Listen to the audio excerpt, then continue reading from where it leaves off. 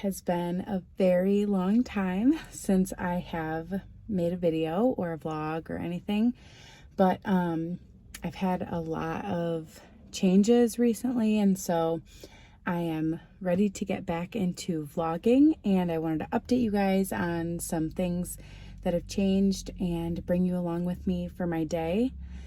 So the biggest change is that I have a new job now. I'm currently working for a small independent bookstore here in my area. It's called Brooks Books in Wyandotte, Michigan.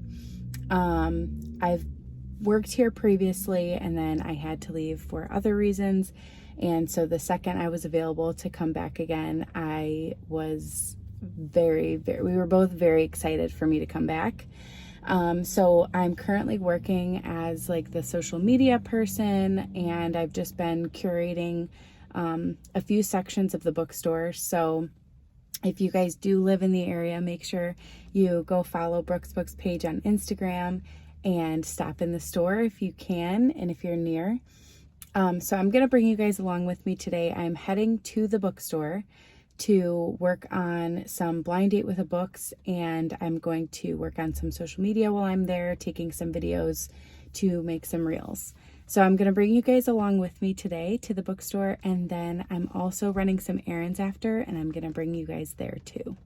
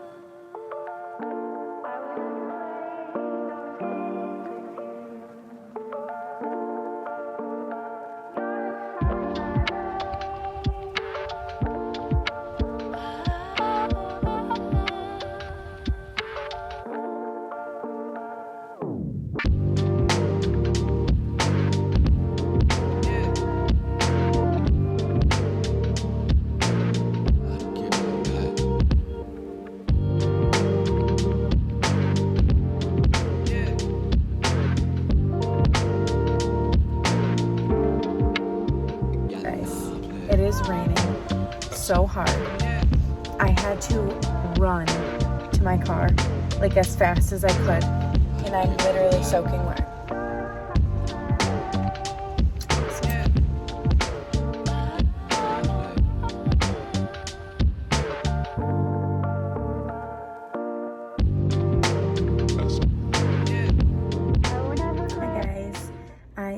Back home, and it's still raining a bit, but it has definitely calmed down.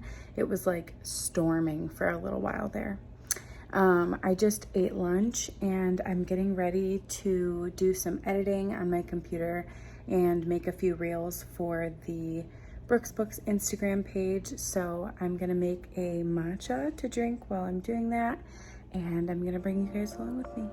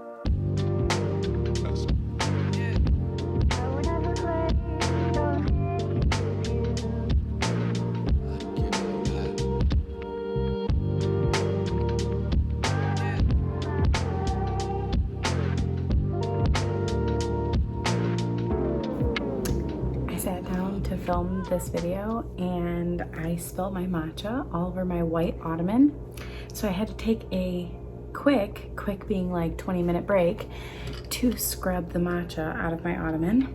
But now that that's out, I have a lemonade, and I am going to finish out this video with a brief update on what I've read in the last couple months and a couple of my recommendations. I haven't really read a ton, so that's why I didn't want to do like a whole separate video just for like a few book recommendations. I have been super busy the last couple months, so it's just been like what I could get to here and there. But I do have a couple really fun summer reads that I read, and then just some really good reads that have been out for a little bit. But the first one, I actually can't remember, so I'm looking over here because my laptop's on over here and I have Goodreads up. But I think where I left off in one of my last videos was right about, like, I talked about Remarkably Bright Creatures and a couple other books like that. Those were back from, I think April is when I read these. I talked about, I don't know why I'm like stuttering so much. I talked about Spark of the Everflame in one of my last videos. This is a book series that it's called the Kindred's Curse Saga, and it's a series that is written by Penn Cole. It's a fantasy series, enemies to lovers, slow burn romance. It is honestly so good. I absolutely loved it, and I know I've already talked about it previously in a video, but I wanted to bring it up again because it was so good.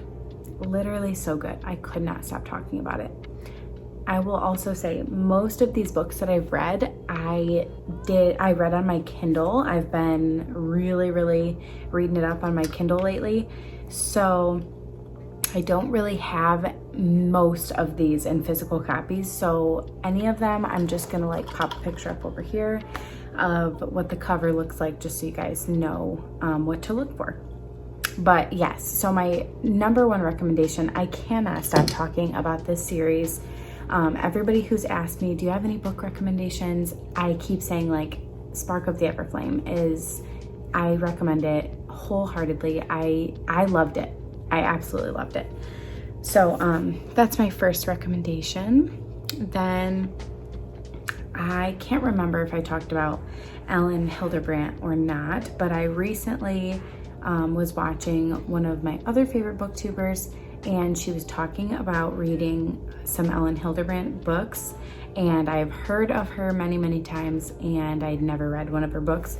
So I decided to pick one up, and I read The Perfect Couple, which was in perfect timing because right after I finished the book, they released a trailer. They're apparently coming out with a movie for The Perfect Couple, which is just so fun. I love when that happens. So now I'm really, really excited that I read that because I loved that book.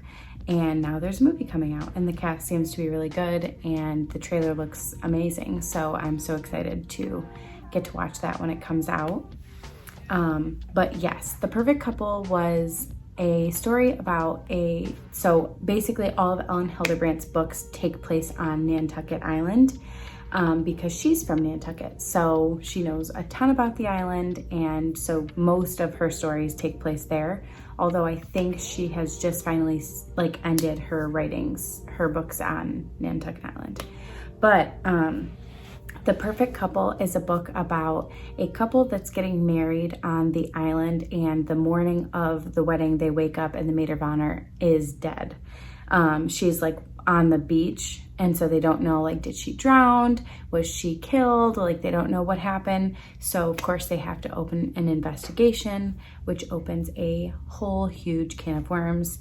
And then they don't know if this was a suicide or a homicide. And so they just have to keep investigating. That book was, honestly, I really, really liked it. It wasn't like one of my favorites of all time, but it was definitely like, I would definitely rate it highly. It was probably a 4-star read for me, which is really, really good. I think that's that's still like a highly recommend type of book for me. Then after that, I read A Talent for Murder. This was a book of the month pick, so I actually do have the physical copy to this one, but I'm just gonna pop a picture up anyways. So this one was, like I said, this was a book of the month pick. Book of the month is typically, that's where I get like my most different reads, I guess. It's like things that I would have never picked if I just walked into a bookstore, but I picked it up because Book of the Month forced me to read the synopsis for it, and I realized that it actually sounds really, really good. And so this one is, I was just pulling up my review on this one. Okay, sorry, I didn't realize that would take me so long to find my review. But it looks like I gave A Talent for Murder 4 stars.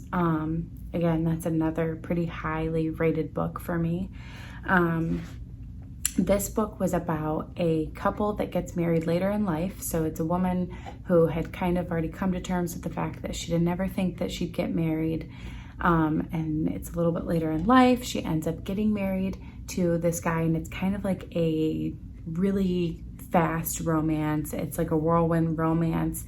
They fall in love, he proposes, and she's like, I don't really know him super well, but you know, this might be my one and only shot. So she says yes, and they get married. And her husband goes away on lots of business trips, and as he comes home from one of his business trips, she sees a spot of blood on his shirt. And so she decides to look up the place where he went, and she finds out that a girl was murdered at the place where he had his last like business meeting. So and then as she continues to investigate, it looks like at every place that he's gone on work trips, there's been like a mysterious killing. Yes, mysterious killing. I don't know why that sounded really weird. So every place that he goes, somebody's winds up dead, and she doesn't know, like, is her new husband, a killer? I felt like this book was very, very interesting, and definitely something that from the get-go had me like very invested. Like, I needed to know what was going on, if he was the killer, what was happening. I definitely recommend that book. It was very, very good. And that book pretty much ended my mystery thriller reads so far for this year. I had read a bunch before that, and I think I talk about a good amount of them in my April wrap-up. But then, which kind of makes sense because then it kind of started the summer.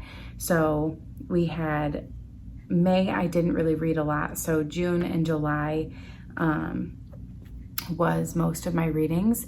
So of course, for July, I had to read Reckless by Lauren Roberts. Reckless is book 2 in the Powerless series. So far it is 2 out of 3 books, and then there's 1 novella out so far, but it sounds like she might be writing more novellas, but none have been announced yet. It just sounded in a couple interviews like she was gonna have more novellas. And book 3 will be the 3rd and final book of the series, so we're very, very excited to get our hands on book 3. But book 2 was called Reckless. Again, will pop up a picture over here, but it was very good. I definitely liked it.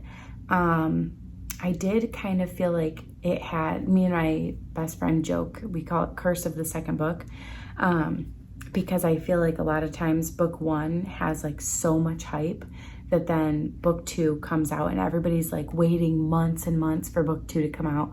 And then once it comes out, it doesn't really live up to the hype that everybody was giving it. Now, I think this book 2 was really good, and I definitely still recommend the series. I think the series is still really, really great, and I'm still like waiting for book 3 to come out. I'm so excited for book 3. But with that being said, I did kind of feel like book 2 kind of just had like the same, like not much happened through the whole middle of the book. It just felt like it was basically 2 characters who are kind of in love with each other, pretending like they don't know that they're in love with each other. And I felt like it was just redundant, and I don't know. I just kind of felt like it was dragging on. Like it was longer than it needed to be, and it isn't even a very long book. I think I can actually check on here and see, but it's only a few hundred pages, so it really shouldn't have been dragging on because it's not even that long. So I don't see on here where it says how long the book is, but it really shouldn't have felt like it was dragging on, and it kind of did. So that was just a little bit sad, but it did end with a little bit of a cliffhanger. So although there's like 50% of people said they kind of saw it coming, and then 50% of people were like completely shocked. So that's why I say a little bit of a cliffhanger. It is a cliffhanger if you don't see it coming, but I mean, it's a cliffhanger no matter what, but still. I did like the cliffhanger ending, and it definitely had me intrigued and ready for book 3 to come out. I just really, really hope that everybody doesn't overhype book 3 like we did book 2, but I still really loved Reckless. So if you have not read the Powerless series yet, highly recommend. It is a young adult fantasy series. It is going to stay young adult, she said. So I actually was very excited by that, because I feel like it isn't very often that we have a series that starts off young adult and stays young adult. And I kind of like that. It's refreshing. It is really nice to have a book that isn't spicy. So then I kind of moved into some summer romances from there, or just romances in general. But the first romance that I read was by one of my favorite romance authors, and that is Sarah Adams. I know that I've talked about her before on the channel, but she writes closed door romances. She writes The Cheat Sheet, The Perfect Match, I believe it's called, When in Rome. These are just to name a few of her books. She does have a lot. But she recently came out with the book called The Match, which was a book about a girl with epilepsy that works for a company that trains like emergency support animals. I think that's what they're called. I can't really remember what it's called. But she trains dogs to obviously take care of people that, you know, have things like epilepsy or any reason that they would need like emotional support or a trained emergency animal. So then the main plot of this book is that she gets a message from a dad saying that his daughter was recently diagnosed with epilepsy and that he would love to meet her in a coffee shop to discuss her services. When she gets to the coffee shop, she sees the little girl and her dad, and when she walks up to him, he has no clue what she's talking about. And she finds out that the little girl actually messaged her from her dad's email and then convinced her dad to meet at the coffee shop at that time. This little girl is like 10 years old, by the way, which it's only a little bit of a stretch, but you know, it's just like a romance book, so whatever. But it was actually really, really cute. The whole story was adorable. I could not put this one down. There were many books this year that I was a little bit struggling to get through, and I was just kind of powering through them to get through it. I even DNF'd a book this year, which is not like me at all. But this one I couldn't put down. The entire time I had to know what was going to happen. And so I absolutely loved that. And it was just another 5-star romance for me for Sarah Adams. I love her books. I think they are so refreshing. They typically have really, really cool or sweet main characters. I just could not recommend this enough.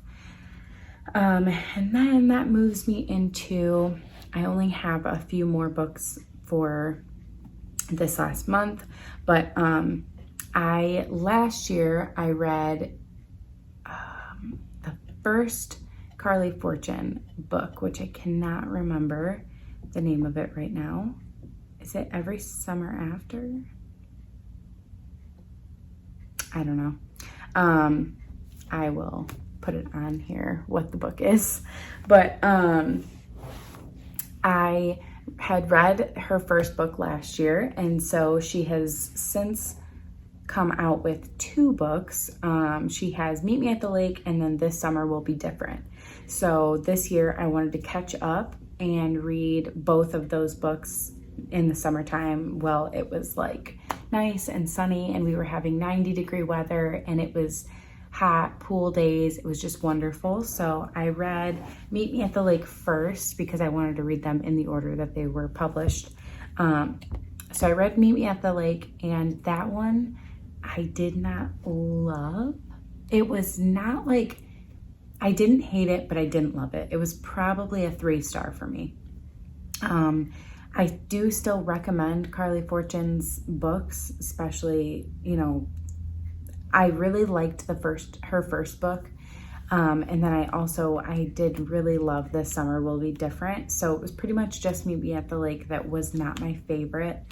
Meet Me at the Lake was a story about a girl that her mom has passed away, and she had to take over her mom's job of running like a small inn in like this country town, which was not at all what she wanted to be doing or what she saw herself doing when she was young, but she didn't really have a choice. It was that or that the business was going to be sold, and she knew that her mom would have hated if the business got sold to somebody else. So she goes to take over her mom's job at the I don't know if it's like an inn or a bed and breakfast. I don't really remember. A resort, maybe. I think it might be a resort. But as she's working there, somebody shows up to help her with like marketing. It's somebody who had already talked to her mom about helping get the ball rolling on like marketing. They're needing more people to come stay.